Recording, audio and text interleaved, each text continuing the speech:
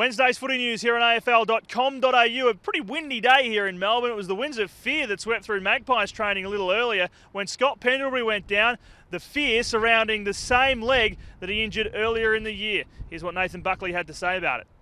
Yeah, had a knock on the knee and rubbed it better and got the happy spray on it, and then he was fine after that. Travis Cloke was again Backpage News, appearing with his dad David to promote the Variety Club Charity Bash. But in the accompanying interview, the Pies forward declared he is getting the job done. His coach disagrees. He's playing his role, but I don't think he's playing to the best of his ability, and he's aware of that. Do you think it was a good idea for Travis to do that story on the back page of the paper today? Yeah, it was great for Variety.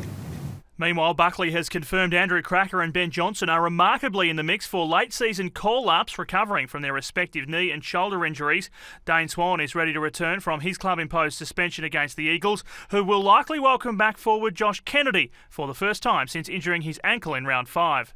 Don't expect that he'll be at his absolute best this week, but he'll still be very good. At Carlton, Michael Jamieson won't be risked while Robbie Warnock's shoulder hasn't improved. Despite needing the Maths to go their way to make the finals, the coach insists the Gold Coast clash is not about percentage. No, we've got to win the game. So we just need that 4 points. That's what we need. If we don't get the 4 points, that's our season finish. So whether it's 1 point, 10 points, I'm not worried. Let's get the 4 points and keep dealing with whatever comes out of it. Okay, I think there was a fair bit of surprise around the footy world after Will Minson was able to have his stomping charge downgraded at the tribunal last night.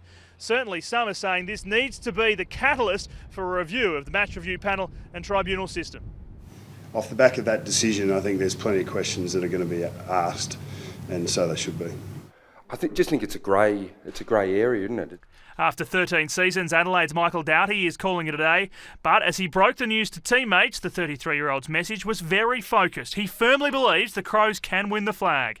I've been involved in a lot of final series where you're just in and then you're out and you wake up and you go, what happened there? So I've just emphasised the importance of making it from here on in everything count and be able to look each other in the eye after every game, no matter the result, and hold our heads up high that we gave it our all this year. Could we see Travis Varco in the Cats side to take on the Bulldogs on Sunday? He's been sidelined with a foot problem for much of the season, but the coach says he's pretty much ready after playing in the VFL at the weekend. Yeah, we are tempted, to be honest.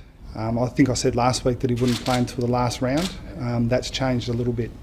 As he prepares for his 100th game, there's more good news for Brisbane's Andrew Rains, the former Tiger set to re-sign with the Lions.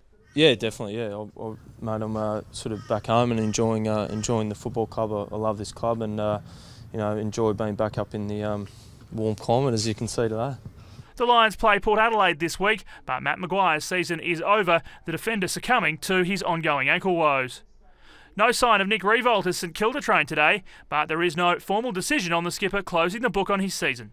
He's been around the club. He's been doing all the touch sessions and the boxing and bike sessions that we've had. So I'm not exactly sure what the plan with him is. I think they'll just assess it as we go. So we'll train today, and we've got another session at the end of the week. So I'm sure after those 2 sessions they'll make a decision on whether he plays or not. And that is a wrap on the footy news on this very windy Wednesday in Melbourne. A very busy news day with pictures coming into us from all over the country. Of course, as footy news happens, it happens here online at afl.com.au, where the footy news is always free. See ya.